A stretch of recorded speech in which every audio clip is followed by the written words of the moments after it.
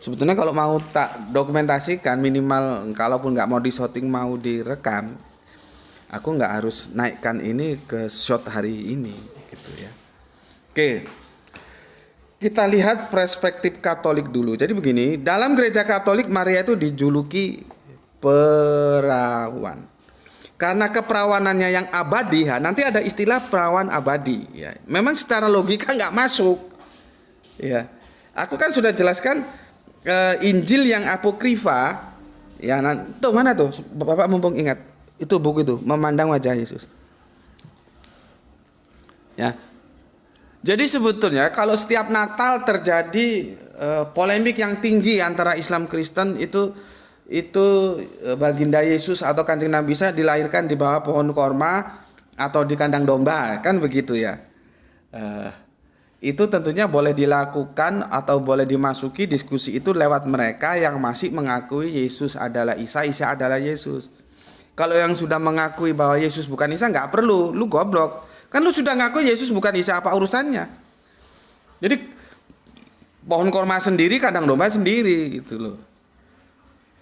Tetapi kalau masih mengakui bahwa Yesus adalah Isa dan Isa adalah Yesus, satu pribadi yang disebut dengan dua nama yang berbeda, nah itu barang masuk, nggak masalah. Jadi connect, jadi otaknya itu linier kalau berpikir, nggak siksak ora karu-karuan gitu. Ya. Tidak mau mengakui bahwa Yesus adalah Isa, Isa adalah Yesus, tapi masuk ke dalam comparative religion. Lah ngapain lu goblok? Perdebatan Islam dan Kristen tentang sosok pribadi yang bernama Kanjeng Nabi Isa atau baginda Yesus itu karena kita menganggap dia itu satu pribadi dengan dua nama. Orangnya ya itu aja. Jadi yang satu bilang ke sini, satu bilang ke sana. Satu bilang dia merah, satu bilang dia hijau. Yang benar bilangan yang mana ini? Gitu loh. Kalau sudah dianggap nih dua perspektif yang berbeda manusianya, ada dua manusia, yang satu disebut Isa, satu disebut Yesus. Lah ngapain lu masuk dalam dunia perdebatan? Itu ada yang seperti laki-laki itu sampai itu goblok gitu. Karena dia dari kelompok Kristen. Kristen kan juga terpecah. Ada yang mengakui bahwa itu satu sosok dua nama. Ada yang mengakui itu dua sosok yang berbeda, gitu loh. Ya. Aku mumpung ingat nih, sebelum nanti ke Katolik ya. Sebetulnya perdebatan Islam Kristen tentang kandang domba dan di bawah pohon korma itu nggak perlu diherankan, gitu loh. Ya sudah jelas lah satu Islam satu Kristen. Dalam kekristenan sendiri itu terjadi perdebatan. Karena dari sumber yang lain ini Injil Pertengium apa ini namanya? Aku sulit ngejanya ya. Ini Injil ini apokrifa ya. Injil ini apokrifa. Itu dikatakan ya bahwa Bunda Maryam itu kan aku nggak usah baca lah ya ini ya. Terlalu terlalu panjang nanti waktunya enggak cukup. Ketika mau sensus nih, lu sudah gue kasih tahu ya kenapa Romawi melakukan sensus ya. Itu nanti UUD-nya ekonomi itu. Ya, itu sensus itu untuk kepentingan ekonomi Romawi sebagai penjajah Israel. Aku sudah jelaskan fikahnya kan sudah ada itu ya. Kalau pendeta-pendeta goblok kamu tanya yang nggak ngerti, kenapa kok dilakukan sensus oleh Romawi? Itu UUD-nya ujung-ujungnya duit. Gitu loh ya. Nah, ketika semua bangsa Israel yang dijajah atas kekuasaan penjajah Romawi kan diperintahkan sensus itu. Nah, kalau di Injil ini Injil apa sih namanya ya? Agak sulit aku mengejanya karena ada yang nggak terima katanya itu bukan Injil, Pak. Ya sudah karepmu wis. Kamu bilang bukan Injil. Proteva gitu. Protevangelium Jacobi, the Infants Gospel of James ya. Kalau di Indonesia kan mungkin begini ya, kisah masa kanak-kanak Bunda Maria menurut Yakobus, kira-kira begitulah ya. Enggak tahu itu pas enggak terjemahnya. Ya itu dalam perjalanan ya, itu di tengah jalan ya naik kuda apa naik onta gitu ya. Perutnya Bunda Maryam sakit. Dilihat sama Pak Yusuf itu duda loh ya ketemu Bunda Maryam dan duda anak dan punya anak. Anaknya udah besar-besar. Usianya itu Pak Yusuf sudah 90 tahun. Jauh dengan Bunda Maryam. Jadi perkawinan-perkawinan beda usia saat dulu itu lumrah gitu loh. Jangan terus otakmu nggak ngerti, lu nyerang Islam, bilang Kanjeng Nabi Muhammad menikah dengan usia berapa? 6 tahun, terus kamu kapitalisasi hanya untuk menyerang Islam. Kamu goblok. Di sini bukan tempatnya serang menyerang, cari tempat lain sana. Di sini belajar, saling menghormati dalam perbedaan. Nggak ada menang, nggak ada kalah di sini. Yang ada bukan menang kalah tapi benar salah. Yang salah kita buang, yang benar kita ambil. Gitu. Ya. Oke.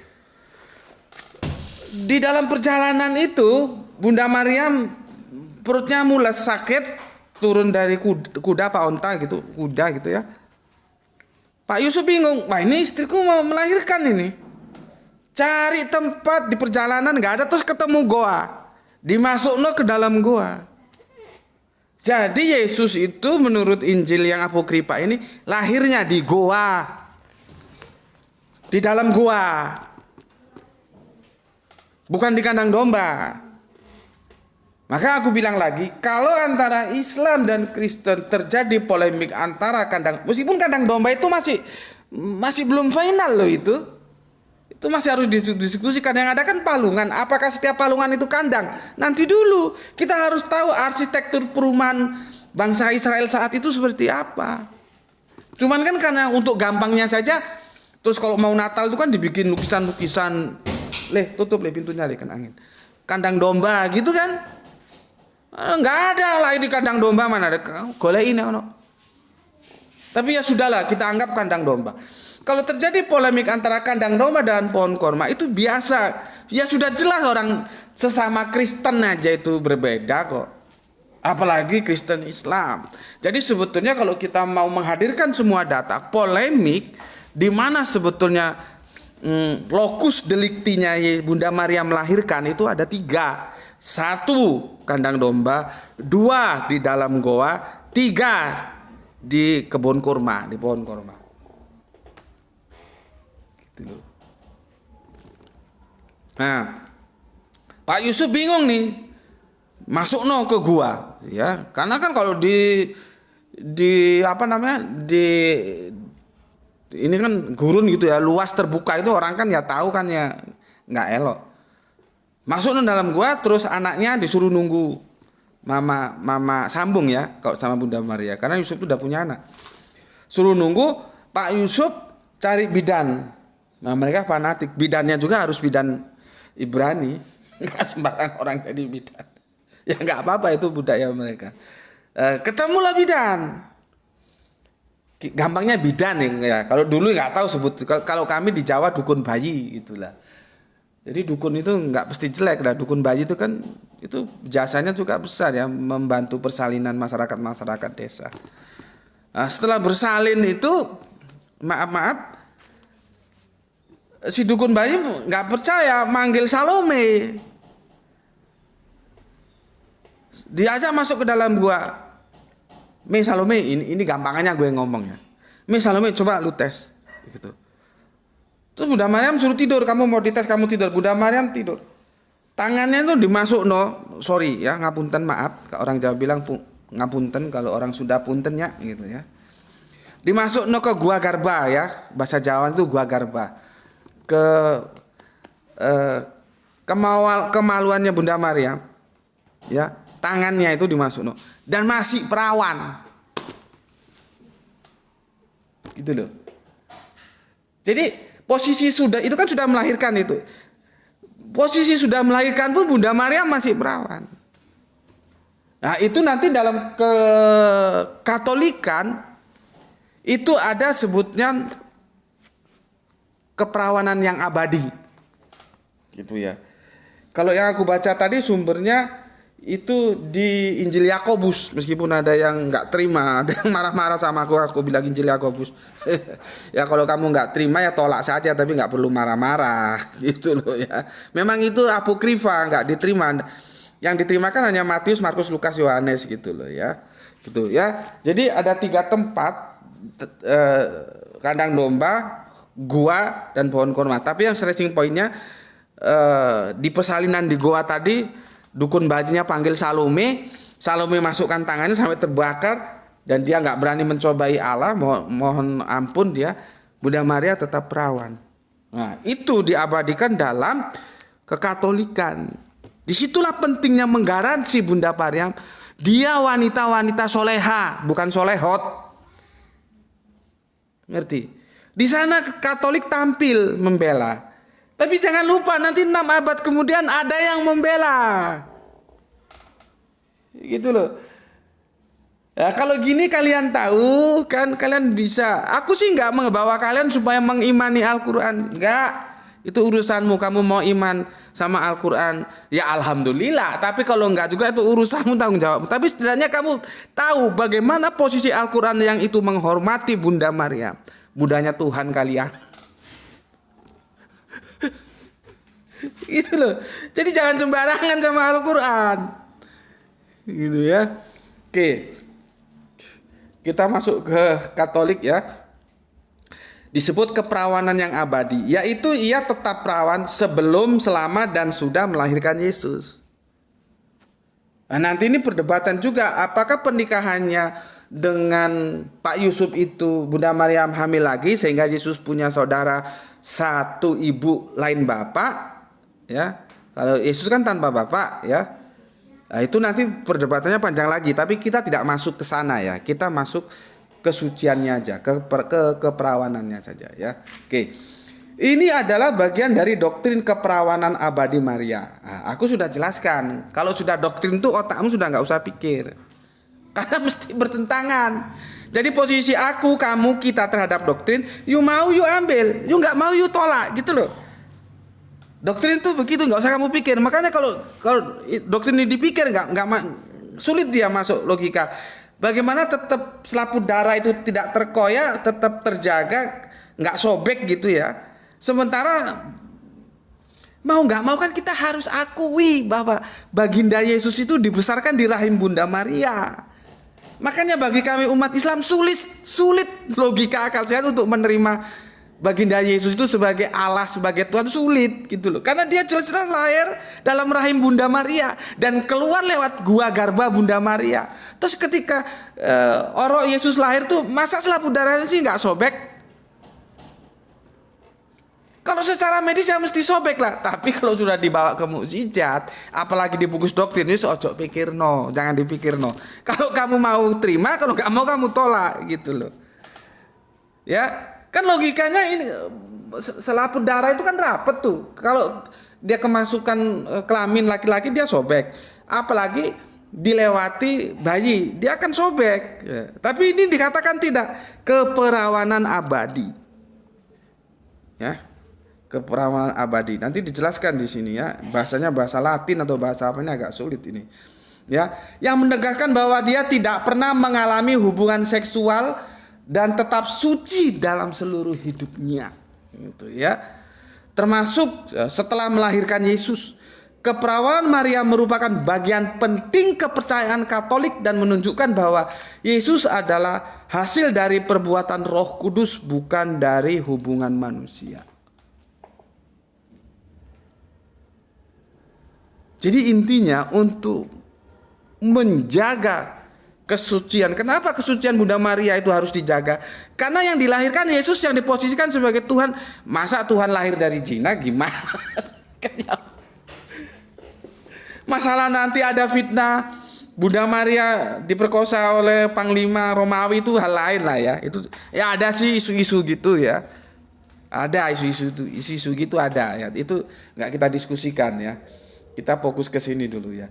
Berikut adalah beberapa alasan mengapa keperawanan Maria sangat penting dalam Katolik ya.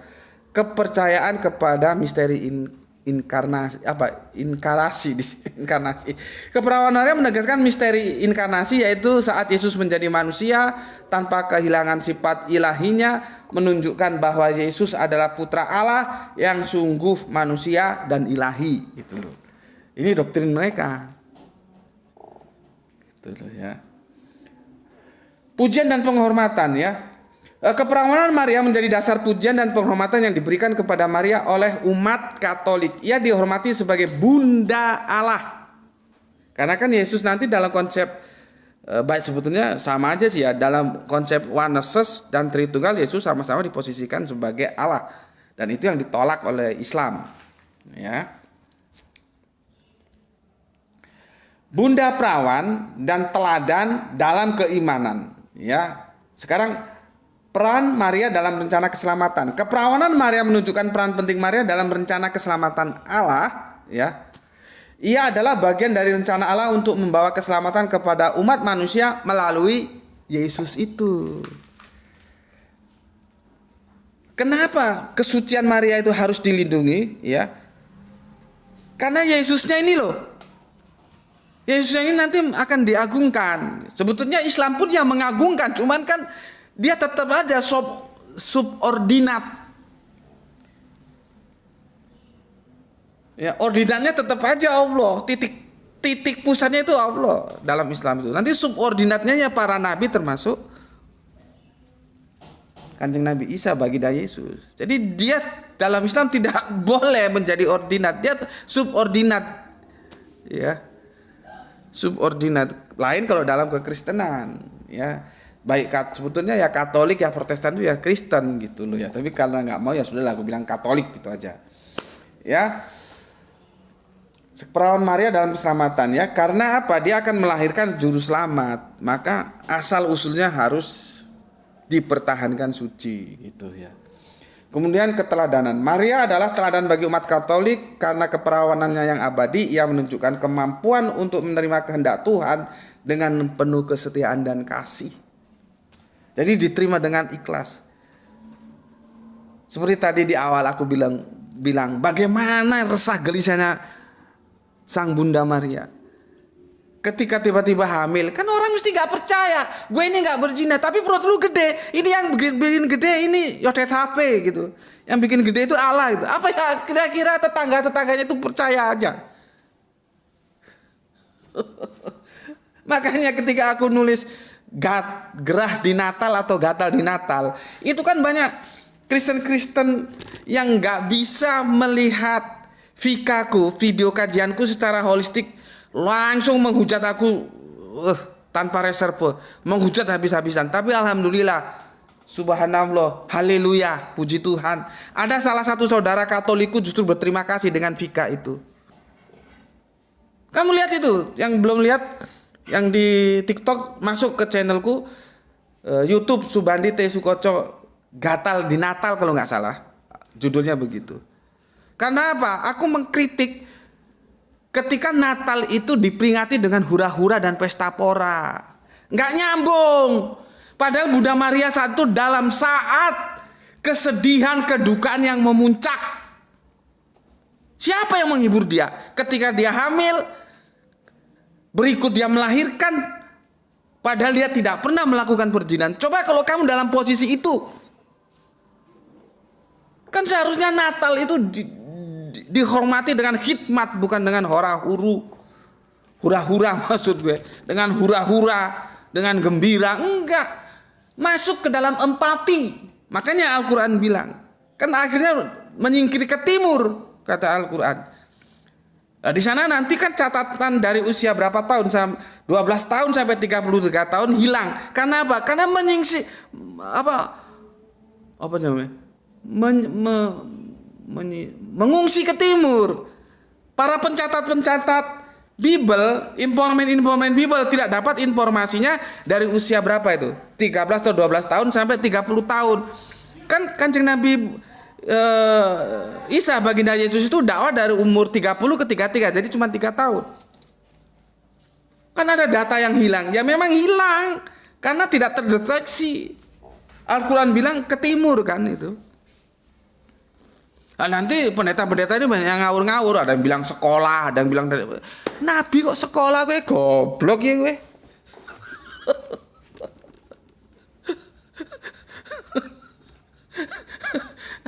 Untung nggak ada yang bilang sekolah di SD Impres itu. Ini Nabi nih. Iya. Oke, gue lanjutkan tinggal dikit ini. Nanti kita lihat perspektif Islam ya. Berapa waktunya tuh? Kurang 3 menit. Ya. Gini. Dalam gereja Katolik, Maria adalah seorang tokoh yang sangat dihormati dan dicintai karena peranannya dalam sejarah keselamatan dan keperawanan yang abadi. Keperawanan Maria merupakan bagian penting dari iman Katolik, menunjukkan bahwa Yesus adalah hasil dari perbuatan Roh Kudus, bukan dari hubungan manusia yang disebut perzinahan, bukan gitu ya. Itu ada istilah-istilah Latinnya ya.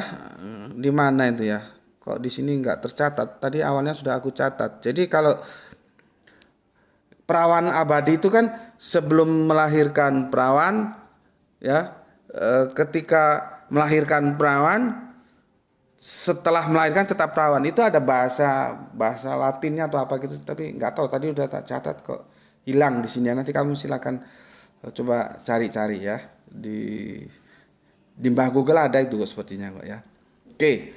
Jadi seperti itu ya. Kenapa Katolik selalu menyebutkan perawan Maria, perawan Maria, perawan Maria? Karena untuk melindungi kesuciannya. Nah ini ada satu kitab seperti aku bilang tadi, justru muncul ya 6 abad kemudian. Bukan 6 tahun, bukan 6 bulan, 6 abad. Tempus delictinya berjarak 6 abad. Lokus deliktinya begitu jauh dari Israel ke Arab. Ada kitab, ada nabi menjelaskan bagaimana Bunda Maryam itu suci, bahkan namanya itu menjadi nama dari salah satu surat dalam Al-Quran ini disebut surat Maryam. Alhamdulillah Mbak Veronica tak jelasin gitu dia. Ya mikir ya mantap gitu ya. Iya Mbak. Kalau Mbak gak percaya silakan buka Al-Quran. Cari surat Maryam surat 19. Gitu. Ya. Nah, kita sekarang masuk ke perspektif Quran ya. Al-Quran khususnya surat Maryam ayat 28 menegaskan bahwa Maryam bukan seorang pezina. Ayat tersebut menyatakan begini. Ya, wahai saudara perempuan Harun, ayahmu bukan seorang yang buruk perangai dan ibumu bukan seorang perempuan pezina. Nah, ini hati-hati melihat konteksnya. Ini sebetulnya sindiran dari para tua-tua Yahudi gitu loh. Kan ini sudah menyingkir ke timur. Ya. Terus ini salahnya gue juga kalau menjelaskan ayat ini gue juga berhadapan dengan saudara Islam gue. Sudah habis waktunya. Nanti bisa lu buka dikit-dikit dongeng gitu ya. Ada bayi bisa ngomong. Karena ini ayat ini dipahami oleh mainstream Islam. Kanjeng Nabi Isa itu masih bayi, digendong. Padahal di situ nggak ada diksi yang bisa diterjemahkan digendong. Enggak, Kanjeng Nabi Isa itu sudah dewasa. Makanya diketemukan kepada kaumnya supaya dia berdakwah kepada kaumnya. Diketemukan oleh Bunda Maryam terhadap para Yahudi itu. Ketemu dengan Yahudi ini. Yahudi ini sebetulnya sarkasme. Ya, dia mengatakan ayahmu bukan seorang berburuk perangai dan bukan seorang perempuan pezina. Kalau retorikanya lo kita baca, kenapa lu berzina? Gitu loh. Ini kalau otaknya otak goblok sulit memahami Al-Quran. Makanya harus banyak-banyak makan buah, makan ikan laut kamu supaya pintar. Retorika kalimatnya begitu. Artinya apa? Para Yahudi itu padahal sudah berapa jaraknya itu ya. Katakanlah sampai usia dewasa ya sudah lebih dari 10 tahun kan. Ketemu lagi masih ingat mereka. Oh ini Maryam ini ya. Wong bapakmu orang baik-baik, ibumu bukan pezina kok gitu. Repotnya di dalam Islam itu teman-teman Fika, teman-temanku yang ada di TikTok ya. Kalau di YouTube sudah ada itu, atau teman-temanku semuanya lah yang belum tahu bisa cari, nanti teman santri Isra bisa bantu. Lihat di ketik Subandi T Sukoco di YouTube itu ya, terus dikit-dikit mujizat kalau nggak salah begitu. Jadi aku harus berhadapan dengan saudara Kristenku, berhadapan dengan saudara Islamku sendiri ketika aku menjelaskan ayat ini. Karena dalam perspektif mainstream Islam, Kanjeng Nabi Isa masih dianggap bayi, masih digendong. Terus suruh ngomong. Kan ini kan yang jawab bukan Bunda Maryam. Bunda Maryam juga diplomatisnya bagus. Dia nggak mau jawab. Enggak, gue bukan pezina seperti tuduhan lu. Nggak begitu. Kanjeng Nabi, Bunda Maryam ngomong supaya suruh tanya kepada anaknya langsung. Kini anaknya kan sudah bisa diskusi, berarti kan sudah gede. Memang sudah gede karena dia disuruh dakwah kepada umatnya. Kok dianggap bayi? Repot. Itu fikahnya sudah ada, silakan kamu pelajari ya. Oke. Ayat ini ya menggambarkan reaksi masyarakat terhadap Maryam setelah melahirkan Nabi Isa ya. Mereka menuduh Maryam melakukan perbuatan yang memalukan dan merendahkan reputasi keluarganya.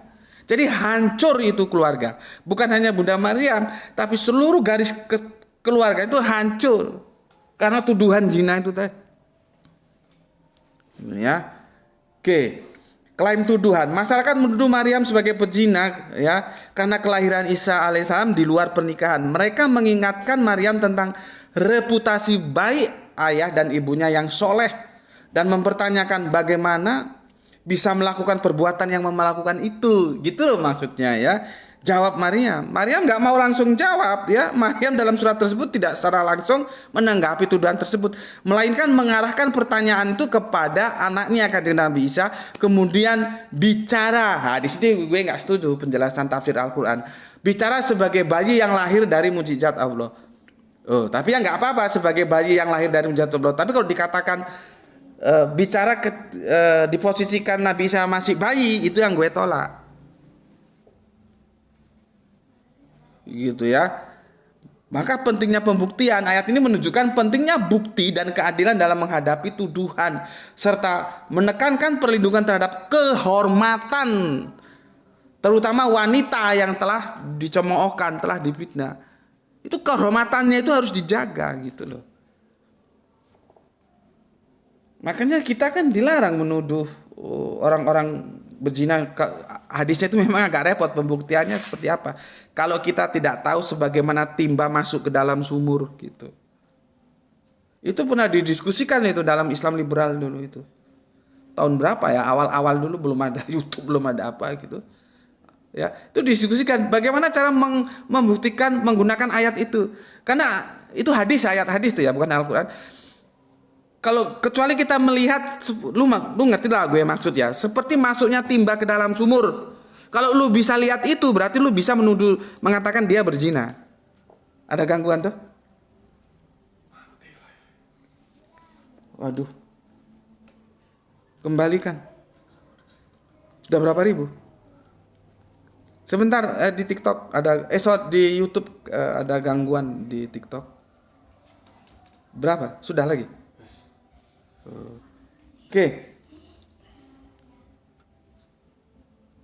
Ini kembalikan tuh. Tadi tuh nggak ngulangi dari nol kan? Ini. Ngulangi dari nol. Ya udah nggak apa-apa. Yang di TikTok kalau terputus nanti bisa lihat live-nya di YouTube ya, atau live-nya di unggahan regulernya Graito ya. Nanti kan ini kan direkod juga gitu. Oke. Kita tunggu sejenak teman-teman TikTok ya. Segera kembali ya. Nah ini nol lagi dia. Oke. Teman-teman TikTok sudah bisa gue lanjut ya. Gue nggak usah ulangi lah ya. Nanti ada bagian yang nggak terpantau, nanti bisa lihat di YouTube-nya gitu. Oke. Pentingnya pembuktian ya. Ayat ini menunjukkan pentingnya bukti keadilan menghadapi tuduhan serta menekankan perlindungan terhadap kehormatan seorang ya, terutama wanita yang telah dicemooh. Ya, seperti tadi, kita nggak boleh menuduh orang berzina sebelum melihat sendiri, tahu, seperti timba masuk ke dalam sumur. Nah, itu bagaimana itu untuk mengaktualisasikan hadis itu ya. Oke, peran Al-Qur'an berfungsi sebagai bukti dan penegasan bahwa Maryam adalah seorang wanita yang soleh Seharusnya soleha ya, tapi ini soleh ya. Soleha dan bukan pezina.